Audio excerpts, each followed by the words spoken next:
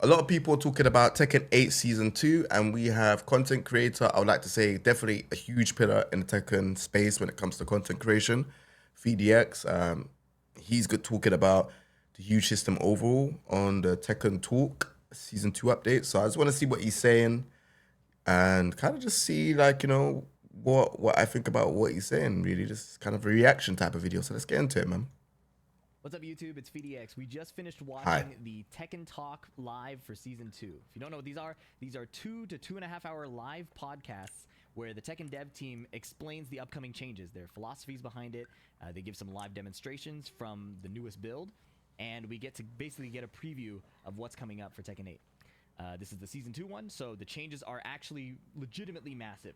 They've done some engine overhauls, they're talking about ranked resets, and they give some insight into their balanced direction going into the next patch.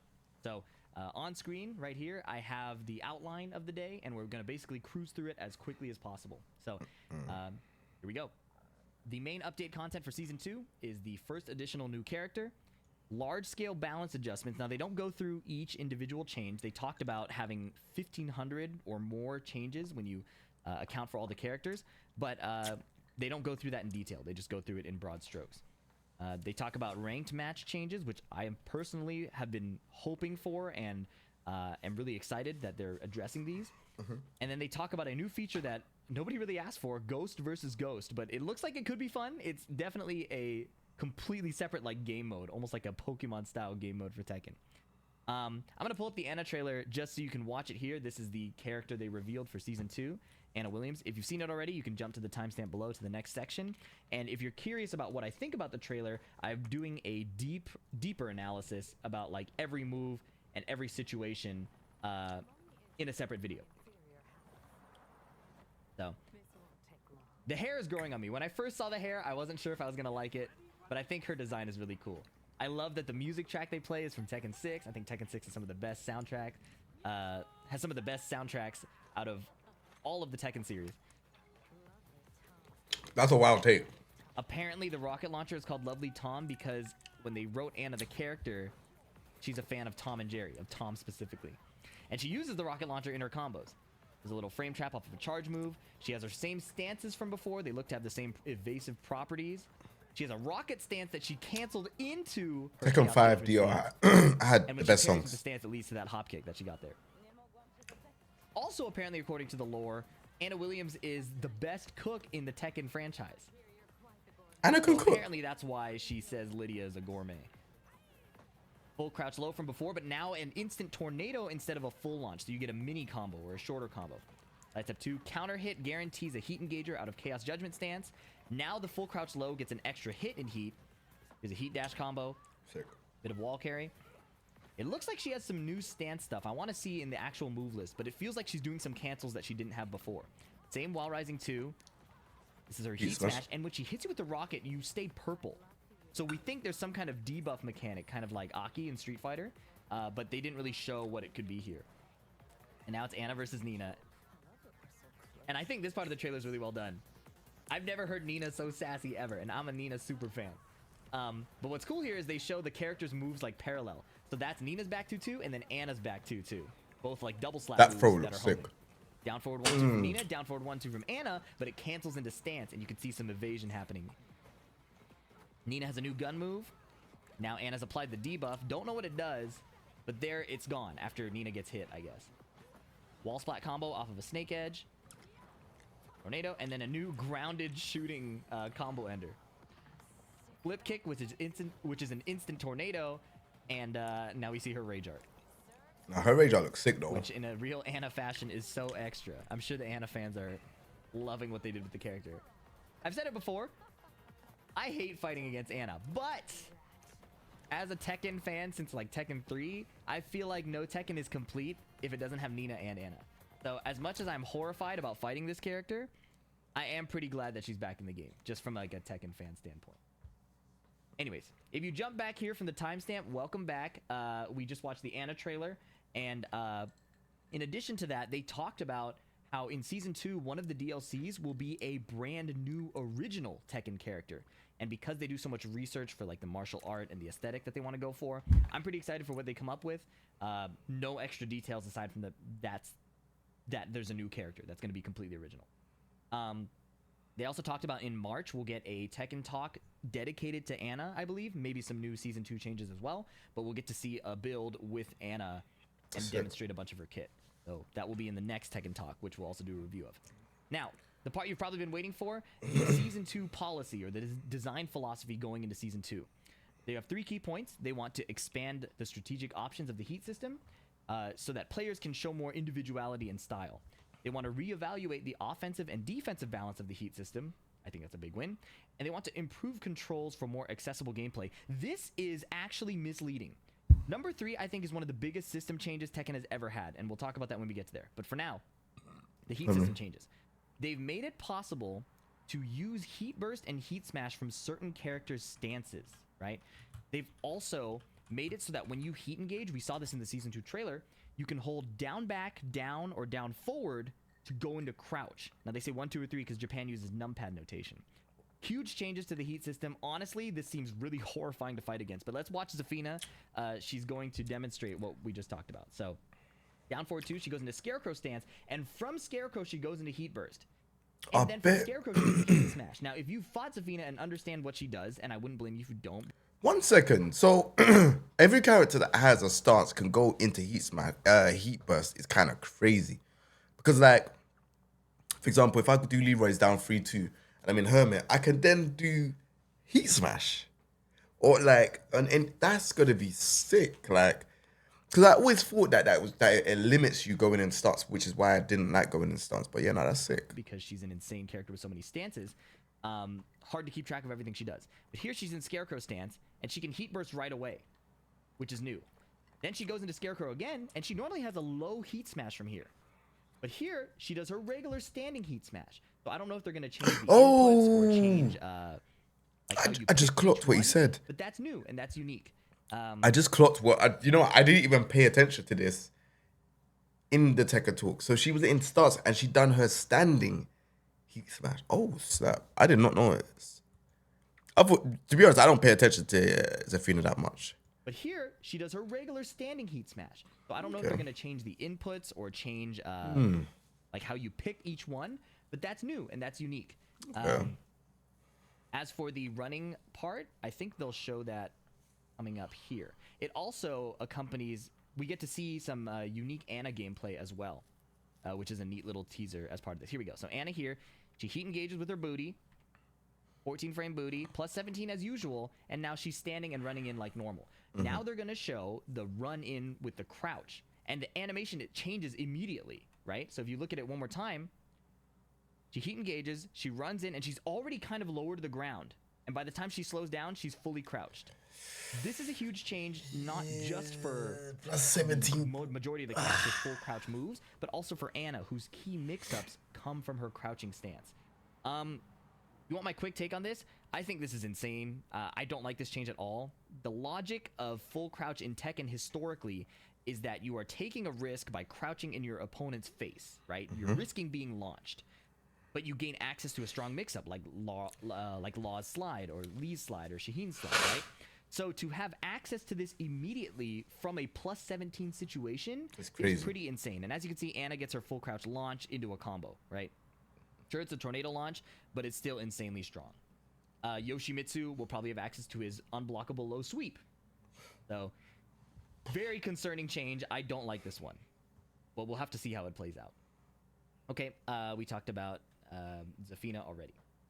The second one is reevaluating offensive and defensive balance. Now, this, I think, is a positive change. They're reducing heat chip damage across the board when you're in heat, and they're reducing that extra chunk of chip you take when someone heat dashes on your block, okay? So, if you look at Jin Kazama here, he's going to demonstrate it. This is the new build. When he heat dashes with forward 2, you take 15 chip damage now. Before, you took 19. When you were in heat, you always took less chip damage, so the Kazuya is going to be put into, in rage mode. When Kazuya is in rage now, he's going to take less chip, but now it's significantly less. He only takes 4 chip damage from that forward 2, whereas it used to be 12.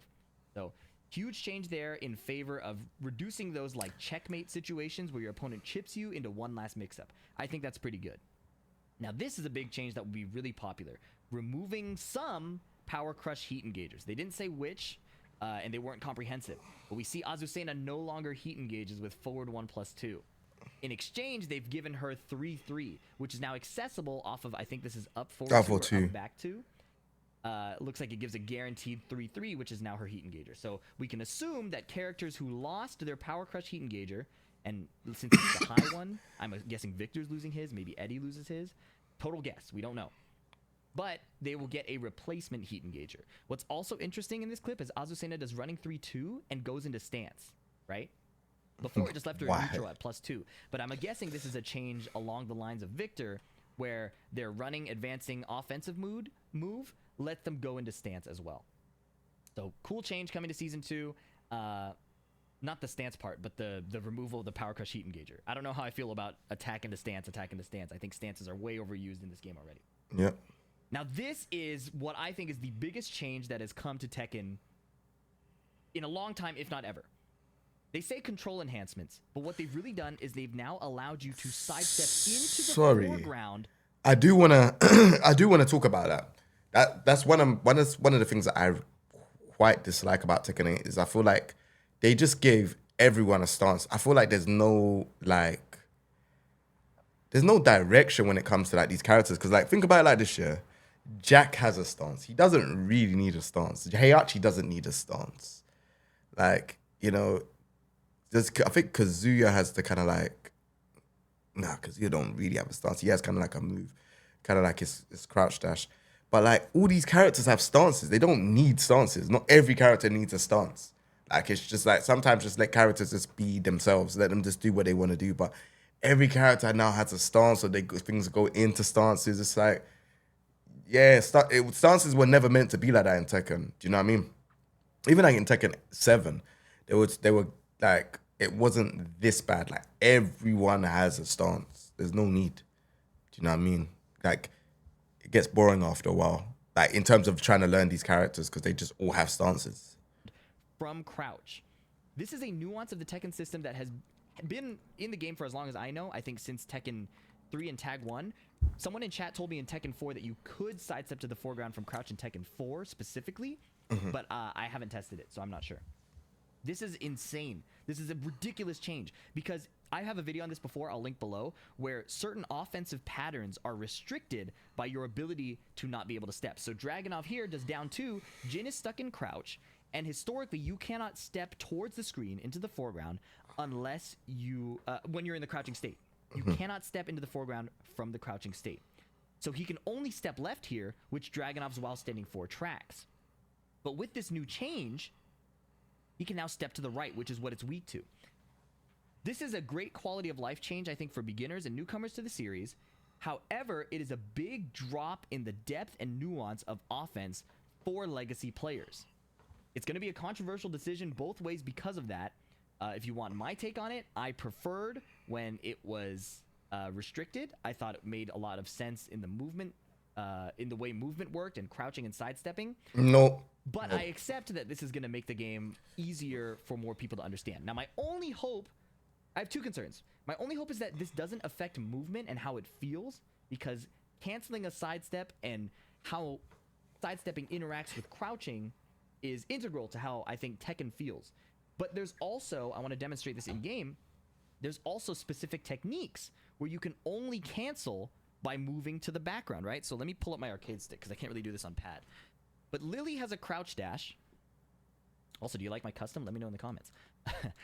Lily has a crouch dash. I want to hide some of the UI so you can see. Where you do QCF. Dragunov has this. Brian has this. Tons of characters have this crouch dash. And you are stuck in the animation. You can't tap back or forward to cancel it, like with the Mishima wave dash. But you can tap up to sidestep at any point to cancel it.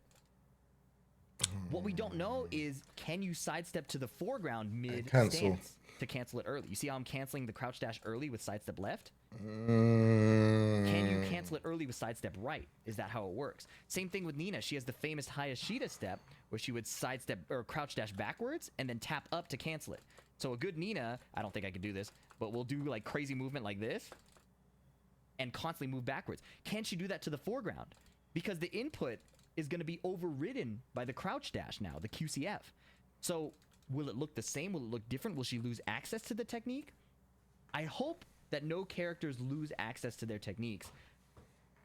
I also hope it feels as good to move as before. We truly don't know until we get our hands on the build. So, crossing my fingers for this one. Happy that it's going to make Tekken more accessible. Mixed feelings about it in terms of like someone who's been a legacy fan and loves high-level play that takes advantage of this. I'm not gonna lie to you. I disagree. I think being able to move up and down helps a lot of things. So, like for example, when you're in full scratch and you're just being trapped, you can actually move both ways. So it's gonna create a lot more of a mind game. So people are now gonna have to use homing moves to stop people from stepping. Like in Tekken in general, especially like Tekken 7, Tekken Tag 2, Tekken 7, Tekken 8, these games, you was never able to kind of step into the foreground. So, and obviously, player 1 and player 2, there's these things where these weird type of interactions in the game where if you're player 1, you can't step certain things, but if you're player 2, you can step certain things as well. So now that you can step into the foreground, it should allow players from both play P1 and P2 to be able to step in certain ways. Again, like you said, we won't be able to know until we can actually test it, but yeah, it's interesting. Now, that's one change. They've added another huge change in addition to this. So that was the biggest one. They've also increased what they call sidestep pre-input functionality. What I understand this to be is that you can input a sidestep in block stun and it will come out during the input buffer. Now you could already do this. So what has actually changed? I think what they've changed is made it more accessible for side walking. Side walking is more difficult to do out of block stun, but they want it available as a defensive option.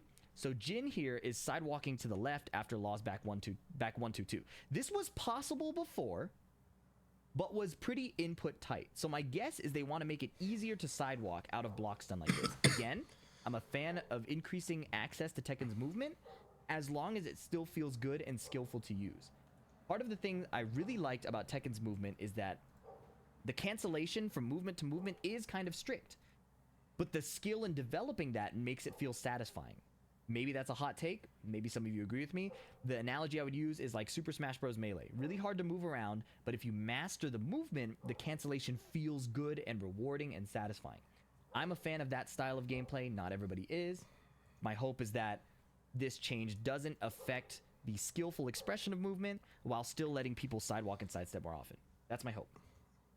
They've also done a big change here in easing the input difficulty at the start of the rounds, aka you have an input buffer at the start of rounds now.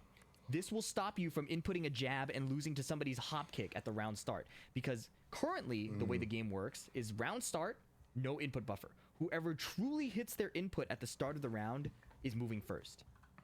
But now you can buffer your inputs. So the RPS you might play at round start, where you want to round start power crush or round start Steve back 1, is going to be easier to do. On the flip side, your opponent will have access to that too. So you'll be less likely to rob them with a slower move that you happen to do faster. Okay. Fun fact, Harada said that Tekken 1 used to have this. If you held both, if you held a throw input, the punch and the kick, at the round start, your character would throw at round start immediately. So I don't know if they're going that far here, but they are adding some input buffer at the beginning. Okay. I think this is a decently good change. It's less random BS and kind of just a bit more clarity on what happens at the start of round. Let me know when I should play that video, Casho. And then they showed footage after talking about it. I just showed it alongside it. Okay. Next part, the ranked system changes. This I was praying for, hoping for. On my second channel, you can see my live reaction to this segment. I was tweaking.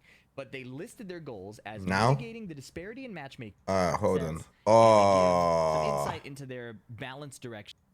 But I didn't mean to do that whole. We're halfway there. All right, hold on. Oh my God, you guys! This is the video. All right, hold on. Let me see what let me see. This I've been waiting for this one, please. That's just for overarching changes, right? 999 ranked, please. I can't tell. Were they not trying to do that before? Is this a new philosophy? Have they not been doing this beforehand? Are you kidding? What? Was this not the goal originally? We want to have the proper matchmaking actually more accurately reflects your skill level than it does currently. Then also to create a system that's both competitive and What has the rank system been about? Effective. And then also to have an environment where people Is this not the goal? You know, they retain From the their beginning? motivation to play and to get better at the game long term. That's me. This guy is me right now. じゃあ次のスライドにお願いします No, that. Oh, hold on. Okay. Mitigate disparity in matchmaking. ちょっと格差マッチングって呼 Revise ばれ the る ranked 自分 match の point 実 system. 力以上の人とよく当たったりとか Rank reset, adding new ranks. Okay, I don't really care unless the system is better. Okay, change in matchmaking logic. Tekken powers only. Thank God, man. Highest rank among all characters. Okay, it might be hard to find matches. Small trade-off. It's a small trade-off. I'm less happy about it because I genuinely, like, when I'm learning a new character, I play like a Fujin, right? But it will be more fair for newer players, so I support it. If this makes the matchmaking better for lower rank players, and then higher rank players get, like, Street Fighter MR, I think it's perfect. I think it's fine. Characters at Fujin, but your main is at Tekken King, for example. We would mainly take into consideration your Tekken King rank. Okay, to that kind of match your sucks. opponents. That kind of sucks. Because the はい gap じゃあ次のスライド the gap between Tekken King and Fujin is not that big. ではいこちら In terms of overall skill. 格差マッチングを緩和する That might be ための worse. 一つです I thought it'd be for, like, God of Destructions So playing at another Fujin. thing we're doing with this new change is to the way we take into consideration the rank of your secondary characters as well. I think this We, is lessen okay. the distance there between the two different ranks. This is okay. People are gonna crash out on secondaries more, I think. Someone who's first time Fujin is gonna get probably cooked in Mighty Ruler, but I think it's はい fine. 加えてですね I think it's 検 fine. 索するときに We've added a rank restriction option in quick match as well. This is nice. Both of these might just make queues slower. That's the only thing I don't like about it. I like the idea, but I agree. slower queues can be a problem. 2つ目ランクマッチの Can ポ be イ a ント problem. システムの見 But 直し I think it's a になり decent ます idea. And then also another change is restructuring the point adjustments. This tells me nothing. ちょっといびつだったところに手を入れてます These changes tell me And so nothing. we made some changes to how many points Listen up. you acquire from fighting people, not just people who are of a higher. I know he really is he's on one right now. It wasn't always that intuitive in the past. Yeah, it wasn't intuitive. I had to do a whole research paper on this. In season 1, even if you won against a higher level opponent than yourself, there wasn't much reward for it. Likewise, there wasn't much. This is just risk to T7 losing rank? to That's not true, someone who's Jasandi. Not nearly the same level as you. That wasn't true So because we, changed before the it was a point, small relation to more it was reflective small at any distance. Now it's accounting for better players, which is different. Tekken has never done this. Removal of consecutive loss penalty. They need that at the top rank though, high key. That's better for new でもう一 players. つが連勝ボーナス Enhancing の win 使 streak 用を変更 bonus. してい I get it て for getting lower 3 rank 連 or 勝ごとに higher 追 rank 加の players ボーナス out of ポ the イント low を ranks 獲得 faster. してたんですけど There was in the back end a system that allowed blue ranks to get a bonus points Yeah. after consecutive wins. Yeah, you know how we figured that out? I we took decided notes to on the change rank this system to, for add like bonus 3 people who are months. red rank For people. 3 months, I tracked the rank points behind in the back end. No shit, I had to fucking study it personally to make a video on it. まあ連勝するようなプレー Oh man. はい適正大な Okay, まあそれと promotion まず bonus. ポイントシステムの Unintended 特定のラインに advantages? 上が Yeah, った so you 時に can't demote on purpose and then 毎 rank 回あ out. なたは They need, please. Oh, I forgot about the unintended advantages from Oh, Bolton. that's cool. Okay. That's cool. This is cool. I like this. 初めて This is the demotion cheese strat where you could, if you were about to demote, you could actually demote on purpose and then win the next game and have more points than if you just won the first 2. So I'm assuming they're fixing that. Oh yeah, no, that's. Hit that I right thought I now. didn't really think about that, you know. Yeah, milk it while it's here. Recording my research. They made the game. What do you mean quoting my research? This isn't a natural phenomenon. This is a man-made thing. What do you mean quoting my research? ということでじゃあ次の試合はい Okay, next slide we're going to be talking about important topic for everyone. Rank で resets. ランクのリセットと、まあ、 So 加 are え they て not adding an MR system? We are going to do a rank reset so that everyone starts out with a new system. And we're also adding high level ranks as well. あれですよね。知らない人はランク Man's having a Wait, rank. high-level rank system. Did you hear that? ゼロにはならないですね、はい Did you hear that? The first thing we do is take in your highest rank achieved in season 1. So even if you're currently a Fujin, if you were a Tekken King at some point, that's the rank that we're going to be considering. Why that's important Not just for your Oh, honor we get or titles. That's motivation or cool. Whatever. That's cool. We need cosmetic. This is good. This is good. This は is い good. ということで、This is ちょ good. っとささやかな記念品みたいな形 It's にな not りますけ amazing, ど but it's も good. After the update, you'll receive a plate that kind of signifies the highest rank that you achieved for season 1. So you can see the changes of where the ranks will be reset to in general from this table. So for example, up until 9th dan, Yeah, I don't need there's to. no reset. No, I'll be Fujin again. Yeah, hold that shit. I want to see what he says about God of Destruction. Up until now, we have what do you call it? Not just calculation of the points. Up until now, we have a different system. It makes these even more New difficult. system! I told you! You guys gaslit me, said I こ didn't ちら hear が it 最 right! 高段、一番右が Oh! 最高段、これ破壊神ウロボロス You guys told me! I didn't hear that right! 投げてるよねもう Fuck you! この後どうすんだ So よ the top rank is going to be God of Destruction, Uruboros is what it's called. Uruboros! None of you are getting that! I'm probably not getting that It's either. probably. I haven't seen the English for that yet. で、まあそ The way it works is you have the 7 levels of God of Destruction, and then when you're at level 7, you'll Talk to me, get Murray. these kind of these balls that These signify, balls? by your health bar, kind of not unlike Dragon Ball, I guess. And then you get Nanatsu. 7個の卵それで最後にウロボロス And then you get 7 of those. The next step would be you finally are able to attain God of Destruction, Uroboros. かなり難しいですよ Ouroboros. Just to give you an idea, the I don't know person if that's how in you say charge of 7 this, balls. They were looking at all the win rates and statistics behind the player base, and it was so difficult to attain this God of Destruction, Uroboros, when they're playtesting it, that Nakatsu actually asked him to relook it a little bit, just because it was too difficult to attain. This doesn't really change the fact that there's no reason to play once you hit the top rank. The point is, it's going to be really hard to hit the top rank. So people will be stuck in this, going back and forth. You're going to see Ulsan on a 3rd character stuck at God of Destruction 3. That's what makes it cool. Hey, if you want to compete in God of Destruction Ouroboros, my videos might not even help you. That shit might be beyond me. I want a rank system where a YouTuber like me is not able to reach the top rank easily. Then it makes it really meaningful. I can like do episodes where I get taught how to get past the initial humps, and like it'll be so cool to show more of a skill difference, you know? I ain't gonna lie, I'm definitely getting that God of Destruction 1000%. It's probably I'm gonna the work closest we're towards gonna get that. to a Street Fighter MR system, so I'm a huge fan of this.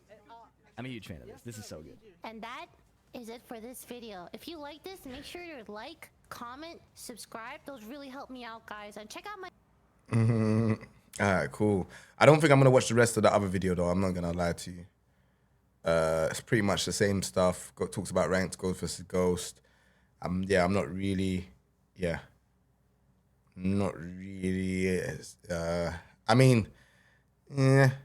He kind of spoke about most of the ranked stuff, and then obviously Ghost versus Ghost, which is not really a feature that I feel like many need to really know about, to be honest. But Nash, shout out to PhiDX. Appreciate it. It sounds like a great. That was a great video. Great channel as always. So make sure to go subscribe to him. And yeah, man, we'll be on to the next one. Take it easy, everyone. Peace.